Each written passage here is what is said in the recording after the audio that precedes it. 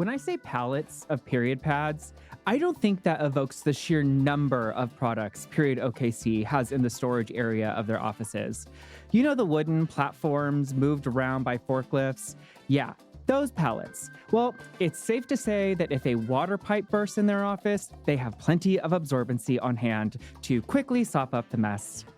Linley Faye Smith and her ragtag bunch started Period OKC only a couple years ago, and the all-volunteer team now provides free period products throughout Oklahoma. They've literally outgrown the OKC in Period OKC. And now she's reached a new level of stardom as a leading expert on eliminating period poverty in Oklahoma, a simple enough task. Sit back and listen while I soak up the amazing work of Period OKC and tease out the policy tangle that is the various period poverty proposals over the last few years. Here we go. Here's Period OKC's Linley Faye Smith. Oh, and if the audio doesn't sound as good as it usually does, let's just blame the eclipse. And on to the interview. So let's start off here. Linley, can you please introduce yourself and give us a little overview of what you do? Yeah, I'm Linley Faye Smith. I am the president and founder of Period OKC. We're a local nonprofit here in Oklahoma, but we service outside of Oklahoma City, so some surrounding counties, and do the best we can to service as many people as possible. So you kind of briefed over, you just used the word Period OKC. What is that exactly? Yeah, what is that? Oh, what is it not? We donate free menstrual products to anyone who needs them. We're a no questions asked organization, so we're not going to check financials to see if you, air quotes, need them. And so we service based on an ordering system. So you place an order from us throughout a month, and then you come and pick them up that month. We have an organization who drives from Miami, Oklahoma, all the way to come pick up products from us. Another group who's a school in Hammond, they drive 2 hours. So really, I say we're Period OKC, but anybody who is willing to drive to downtown Oklahoma City can get products from us. That is amazing. I recently saw you took me on a tour of your facility, and it's just wall to wall everything. You saw it in a state of chaos. So I couldn't believe when you said, okay, it's in this room, there's products in this room, there's products in this one. Oh, and I'm going to the storage locker. It's like, oh my God, that is just so much. For those listening, Tommy saw us right after we got a big shipment of products. I got 8 pallets of pads. Thank God. It was about to get dire. And so I was in straight up athletic wear, and we moved, I think, about 500,000 products that day.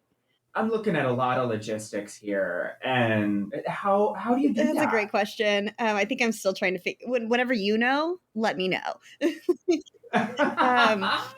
Well, first off, something that's really important I think everyone should know about us is we're entirely volunteer driven. I'm not paid. No one's paid. We just do it because we happen to care about periods and people who have them. So kind of the origin story, if you will, is during COVID, I was driving through downtown Oklahoma City and seeing the unhoused population, and kind of had this light bulb moment of like, how are they managing their menstrual cycles? So we started giving out what we still call as kits, but basically it was pads or tampons, and just handing them out the car window to anyone, because another thing about Period OKC, this is a little side tangent. We don't, we're completely gender neutral, because, just because someone may present as a man doesn't mean they don't have a menstrual cycle.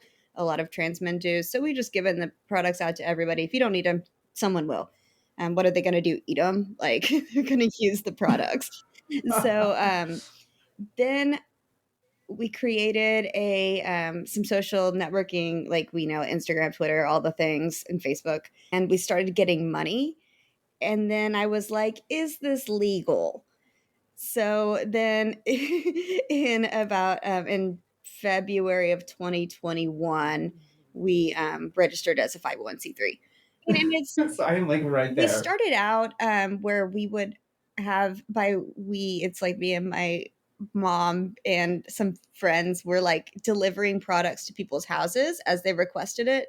And then it kind of got to where in a lot of on-queue parking lots, um, making deliveries, and then that just became, it wasn't feasible for me to rely on people to drive places and to go to people's houses where they don't know them. So that's when we switched to an ordering system. That makes sense. So let's get into some of the policy a little bit.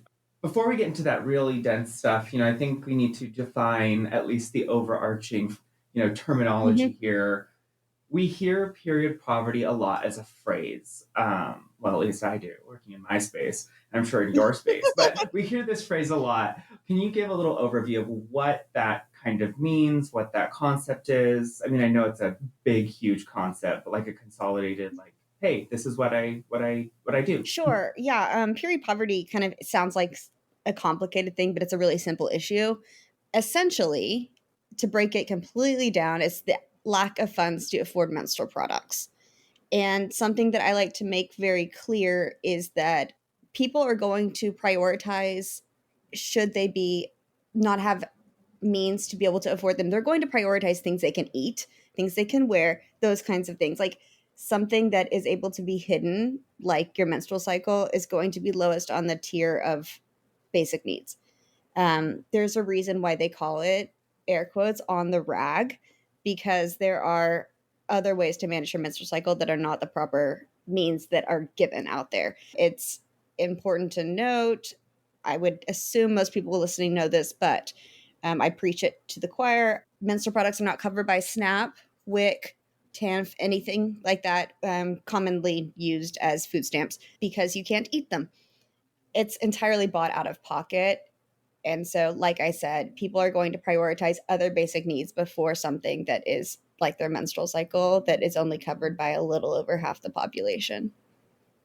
Yeah, and also to add on to that is the recently discussed and I think passed grocery Yeah. tax. That's they're also still they are not considered groceries. And remind me, is it covered? Are products covered by No, Sooner Care? nothing. Okay, We got nada. yep, that's what I figured.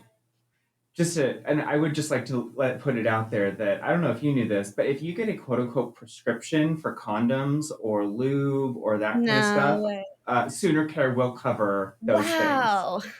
I know. I think I even looked it up if tampons and pads are on the list, and as long as you get a prescription for it, it's Well, covered. here in Oklahoma, I thought that was you can't fascinating. even go to the health department, doesn't even have menstrual products.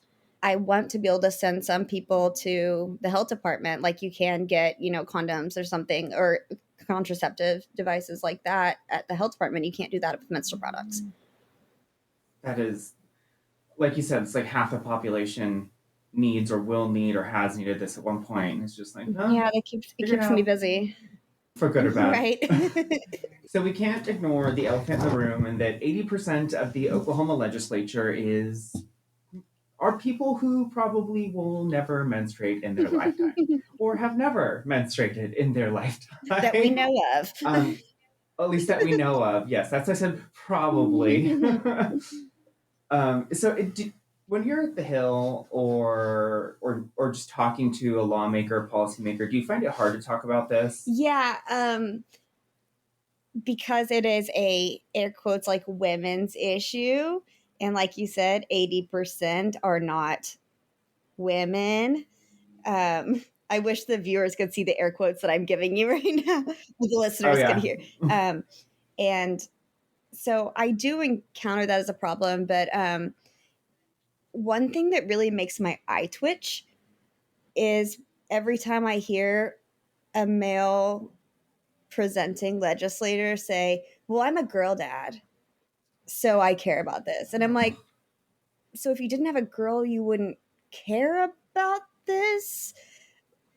That's the one thing that every time I hear it, it's like a trigger word for me. God, this is the first time I'm hearing it, and I'm hearing it secondhand through you. And oh, It's icky, and what a terrible phrase. I hear it all the time. Well, I have a granddaughter. It's like, cool. So Oh hope she's my hope gosh, it's she's like well. Like, yeah, it's like that was that cliche. I have a blank friend, yeah, so exactly, I can't exactly. be. Therefore, Yeah, yeah, I have to. I'm definitely for period products and period access or product access because I know a woman. exactly. I hear it all the time. Oh my gosh, that's actually a really good segue into my next question. And you can pick another one if you so choose. But I think we all have that story or that moment where we're just like, oh God, I can't believe someone just said that. Where you have to like keep that straight face and not laugh hysterically. Other than maybe I'm a girl dad. What have you heard that's like, oh, Well, I'm gonna you really expand. just I'm said gonna that? expand on the girl dad thing because it was Oh it no. is yeah, it was a conversation I actually had in the office with one of a legislator, part of the legislative body, and we are having this conversation. He said, "Well, I'm a girl dad. I'm a dad with girls, but I really just feel like this is something that should be addressed inside the home and not in public." And I was like I had to remind myself to blink. Oh, you know what's insane is I've heard that too. It's like this is a health issue between Parent the and the it's always yeah, it's always parents, it's never guardian, but it's like this is a health issue between the guardians. Like what if the parents don't know this is happening? it's like my answer to What that is always right? It's like I don't understand why a parent or guardian would need yeah. to. So yeah, I get anytime I talk to like any sort of male policymaker, it's always, well, it's the I know a girl, so therefore I care. uh, Congratulations. Yeah, me too. You did it. You did it. And yet look at here we are. Nothing's really made progress. So clearly they don't have very close, friends or family that are people who I always menstruate. just say, I'm like, whenever I can have some candor, I will say, you realize that's how you were made, like biology. Like, So can you walk us through some of the different forms, period, or the different forms the legislature has kind of talked about period poverty and trying to alleviate the financial burden, I sure, guess is the right there've been a word. lot of different ways that's it's come. I'm very grateful. It's been come at from a handful of different angles. One is to create a revolving fund with the health department. To put it very, very, very simply, the health department to kind of service period OKC, to where you would go to the health department to receive whatever amount of products you wanted to then distribute to your clients, your colleagues, your school system, whatever. That's kind of icky because health department has a lot going on. And then there's another way that people have looked at it where it's a tax credit to where you can, it's similar to what we were talking about with the grocery tax, a way where you could then, when you file your taxes, get a refund based on what you've spent. And I mean, I could pick holes. Oh my God, I really would love to see I, that. I want to see that proof on your tax form I of can, how many pads you bought, how many tampons you bought, and having some tax person being like, well, this looks like a little I mean, the much. like mental gymnastics of having to save every single CVS receipt you have to then say, I spent this much on always pads, and then to have someone look at it and be like, but was there a generic brand available? Like, I, Or was it, did you really need that yeah, were you many? just stocking up? Like, Oh it's my just gosh. bonkers to think about it that way. And then there's been a handful of, so there have also been bills to remove the tax, and that's a big thing. And then there's also bills to get access to products in schools, which is kind of where we kind of threw some weight this year. But it gets tricky because just on a very, to kind of break it down, to put products in schools, that means adding trash receptacles in all the women's bathrooms. And I mean, I use women because that's like, let's face it, that's how it's going to be. Oh yeah. Um, I think I said that in every podcast so far where it's like, we all use the word women because that's literally the words that they're using in the that's just the policy. pool we're Like we swimming in. just Yeah. And so there would have to be trash receptacles, which means there would have to be different hygiene thing. It becomes like it makes my head scratch, and I'm like, I can I just give away period products again? Like, why did I dabble into yeah. policy? And I Yeah, will welcome to say my world. something that's like a little spicy. Um, I Love know, I just saw spicy. your face. um, because I get asked this all the time about removing the tax. And they like commonly, air quotes, tampon tax, pink tax, any tax that is affecting menstrual products or placed on menstrual products.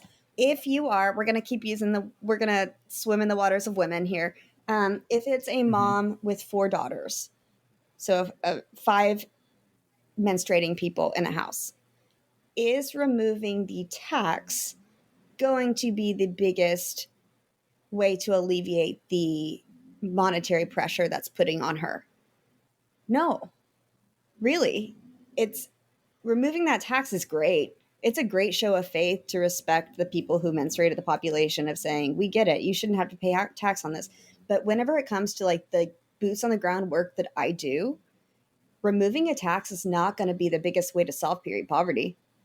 It's going to be getting the products in the hands of those who need them. Removing the tax is a little bit of change, like literally pennies change compared to what they're Mm-hmm. spending every year on products. Whenever you can go into a bathroom and for hygiene items, you have toilet paper, you have paper towels, you have hand soap, you have everything you need to stay completely hygienic. That's a basic need, but you should probably have menstrual products. And that's why it's my hot take.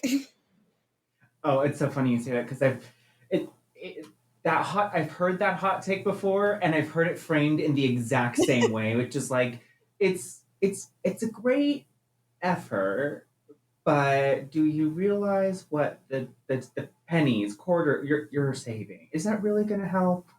It's so great you can say that because especially with you and your the kind of the work you do, the expertise that you have, whether you realize it or not, or embrace it or not, to also hear it. I mean, you're saving. You're saving. It's one of those like that's cute, but like but God, that was I bad. struggle to say that in a lot of environments because I don't want to discount the effort, because if that's going to be something that's changed, perfect, great, let's do it. But in the Oklahoma legislature, my concern is, should we make a policy change? It's going to be like, okay, that's enough. We did it. Now we can be hover Mm-hmm. hands about menstrual health. And the next session, it's like, well, we just removed the tax. Like, what more do you want? And I Oh want a yeah. lot. So I go Mm-hmm. in and I say, like, listen, last calendar year, Period OKC gave over 350,000 products. Wow. We had to turn some people away because we didn't have the products. And a third of that went to schools because Mm-hmm. every time your daughter went to the nurse's station or her administrator, her educator's office and said, I started my period, that person was buying it out of their own pocket until we came around. Mm-hmm. And I've heard that actually from a couple legislators at the naturally they are again using terminology women who and they were teachers and they're like, oh yeah, I just had them because I knew my students would need them, but it did again come out of their pocket. Yep. That's I think a good segue. And before I'll just finish this up, which is if removing the tax is not as much help as what may be needed, and the revolving funds, which I mean, I don't know if you explained to me or I explained to you or it was vice versa on who was explaining what because it was so confusing. If those aren't the best approaches, just kind of like what is? Like what do you like if you like had got to go down there and you got to like sit on the floor in like joint session where they're both there and just be like, okay, here we go. Be like, all right, guys, real talk. Real talk. What I will say is, I don't think I've experienced so much joy until I saw this article. Ann Arbor, Michigan has free menstrual products in all their restrooms. Like, they're even feisty about putting it in both men's and women's and gender neutral restrooms. Um, and so the entire city, it's just, there are receptacles like you would think about putting in a quarter, and spend the old school thing Mm-hmm. because everybody has quarters, right? um, and Um, Oh my God, could you imagine? Now those ones, it's like scan here for Venmo.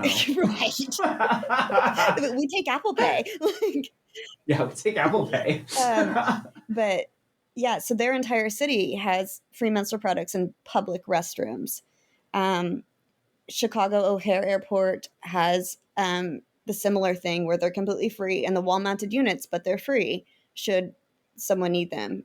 I only know they're in the women's restrooms. I can only assume they're not in the men's. But those are the things that I think will make the biggest difference. Another big thing, if I'm able to sit down and be like, okay, real talk, all you legislators who are business owners, here's what you can do in your office is you can provide free menstrual products in the restrooms. Each of you can go back to your businesses and implement these policies and see how great it is for the outcome and the lifestyle of your employees. And then come talk to me about how much this will make as a difference on a grand scale. And hey, you know what? We'll just add in a tax credit for the business too. Why Yeah, not? and you won't even have to pay taxes on it. It's perfect. You can make that law. Yeah, perfect. Yeah. So this is actually kind of a good. I think talking about putting products in restrooms at business owners putting the products in restrooms for their employees, or even maybe like the general public who goes to their business. I think this actually loops in what I was going to ask in terms of access in schools. Right now, we're just mostly talking about what 6-12. I think grades 6 to 612, yeah. 12.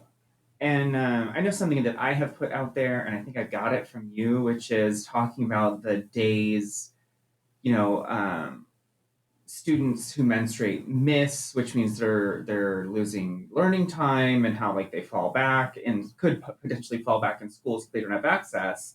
That was long-winded, just to say, how's that going? Absenteeism is terrible. So there's a organization which I'm happy to always plug, Alliance for Period Supply. They started out as an offshoot from the diaper bank, and they release a annual study every year based on, oh, Tommy, you would eat this up, state by state data, all the things. I think your pupils would like Yes, I love it. dilate looking at it. I'm gonna say I love it. It always comes back to that cliche of I am someone who cisgendered man, never will have childbirth, never will give birth, never will have a menstrual cycle, and it's like, oh yeah, I actually do dig data about menstrual cycles. And not a girl Like dad. that does actually, and I'm not a girl dad. So they, But I have a sister, so it's okay. so yeah, so you know a girl. And they release a study every year, state by state, and based in Oklahoma, they found that 1 in 5 women express period poverty, meaning they have struggled to afford menstrual products. But 1 in 4 students report missing school because of having a menstrual cycle and not having access to products. So that's a big deal with our stellar That's a lot of education people. system that we have going on here in Oklahoma. Like, we're adding that one other element that's increasing absenteeism. Whereas I feel like that's a pretty simple problem to solve, but everyone's just making it really complicated. Yeah, that's it. It's so it comes back to like that whole concept, at least like with public health, of products in schools leads, or lack of product leads to absenteeism, which I mean you really could compound into potentially lower education outcomes, and then maybe not getting into college or finding a secondary degree, which then is like leading into the wage gap. It's like, oh, these are just fun to connect. Yeah, well, and it does snowball in that way. Right? And I think that also, having the products in schools, having the funding for having products in schools, however they want to do it, is great. But there is something about a student having to go and ask a educator, administrator, nurse for a product that is a barrier of entry that I don't like. Where they shouldn't. We don't know that student's personality, if they're shy, if it's something that's uncomfortable to discuss, which it shouldn't be, but sometimes it is. That's adding a barrier of entry where that student may say, I don't want to talk, I don't want to ask for anything. Like, It's like asking for help at the grocery store. Like, no one wants to actually interact with to get help. You just want to figure it out yourself. So they're going to stay at home. It's interesting because at one point an episode will debut on Sex Ed, and one of the things we talk about is trusted adults. And it's like, well, if you're at school and you don't really have a trusted adult to ask for these kind of products, how you're right, how would the access go? Just in general, how would that play out? Well, and what if there are some schools where the products are housed, but it's by a male administrator, the vice principal, and young girl might not feel comfortable going to being like, "Hi, Mr. Yep, can I please have a tampon?" Okay, I am so confused by that statement. Like, so confused. Like, who thought that was offensive? Okay, I mean, I always find it's always fun to talk to you because you're fun to talk to. But out of all the people I talk to about like policy stuff and women's health policy in Oklahoma, I think you leave me dumbfounded the most, or you're like, it's like way up there. So like, period products gatekept by a male vice principal, or it's okay, I know a girl. Like, I'm like, what? I've heard some weird stuff, and you are topping it right now. Monday. Okay, that one I can feel. So you mentioned funding and etc. And I know that we've talked about it, but that has been one of the hangups of putting products in schools is like where's the money coming from? Is that the barrier you're seeing mostly? And if that is, what is the realistic cost to a district if that was basically required? Shoot. Okay, so Mid-Del Schools has free menstrual products across their district, K through 12, and they got a grant through a healthcare system and to provide the wall-mounted units. So then the school district now buys the products to put it in there. And I would have to dig through emails to know the exact number, but it has not put a dent in their annual budget. It's been something where they were concerned once they were going to start having the products that it was going to be something they were going to struggle to maintain, but it's been breezy for them. So when thinking about access through a larger public health kind of thing, um, we already talked about the benefits in reference to like educational outcomes, employment outcomes, etc. Thinking wider to maybe some points that would to those girl dads, what are maybe some of the things people wouldn't think about that access could bring? Because I know before you've talked about like distance to go purchase. Oh, I think that rural America is very difficult because since I have people driving from Hammond, Oklahoma to come to Period OKC shows the challenges that are faced in rural Oklahoma. For me to have somebody who drives 2 hours each way just to get a monthly supply of menstrual products shows the lack of access in rural America, I think, is pretty terrible. And so I think that also to speak to this is like buzzword, girl dad. You're going to be thinking about it all day, aren't you, Tommy? Oh my god, it's already stuck. I'm like sitting here. I'm like, can I make this my ironic Instagram Yeah. bio? Can I make like I'm like, is this gonna end up like being merch on for your organization? I'm like, how petty can I be Yeah, with like this? I mean, I live for petty. Oh, me too. That's something we bond So to get about. along.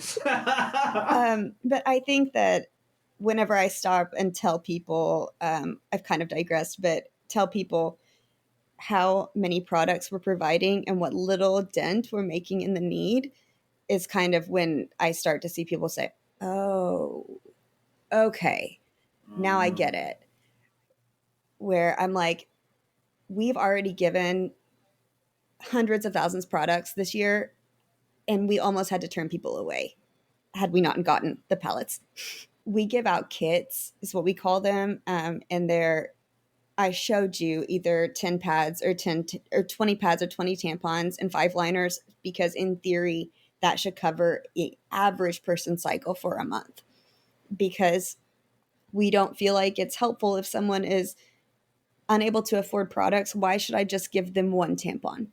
I saw the packs you all were doing, and just so people can understand, it was like 20 people and hundreds of tampons and Just pads, swimming in them. just counting it, putting in a bag, and next. It was an incredible operation. I cannot like really stress that to people. Like I asked, how do you do those logistics? Something that we really need more of.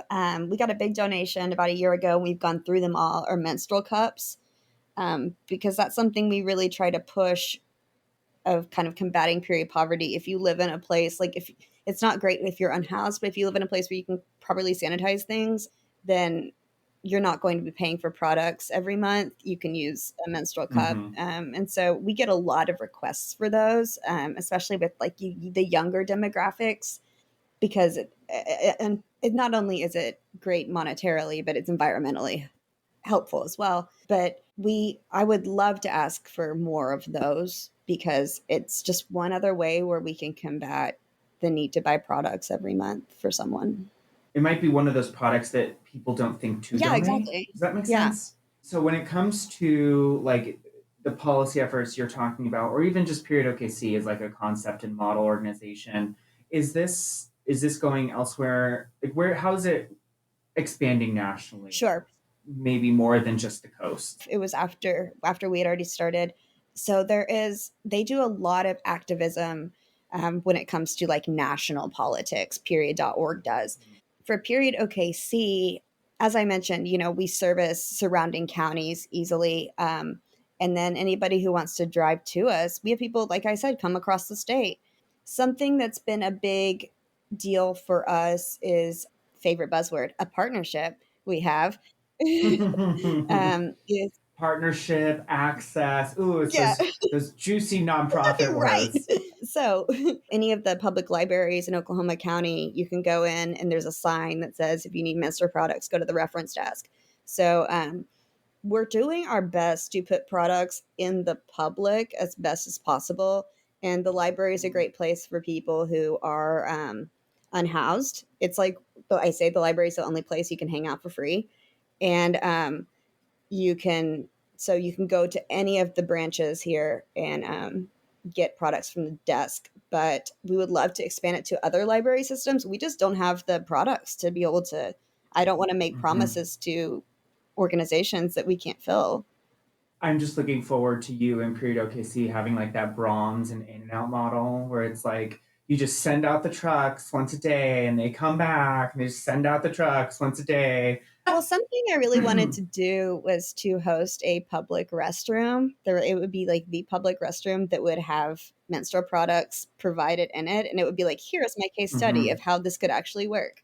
But, instead I'm just giving away menstrual products because someone has to do the day-to-day stuff. I've got the last couple questions here, and I think we really alluded to it, but maybe you want to put it into one sentence, which is, you have the loudest megaphone in the world. What do you kind of yell out to make people understand and like, galvanize people to do something? What would you put out there? Periods aren't gross. Like, I mean, honestly, you could just stop there. That was perfect. That was perfect. That was exactly like what I was looking for. It was 3 words. Great. Done.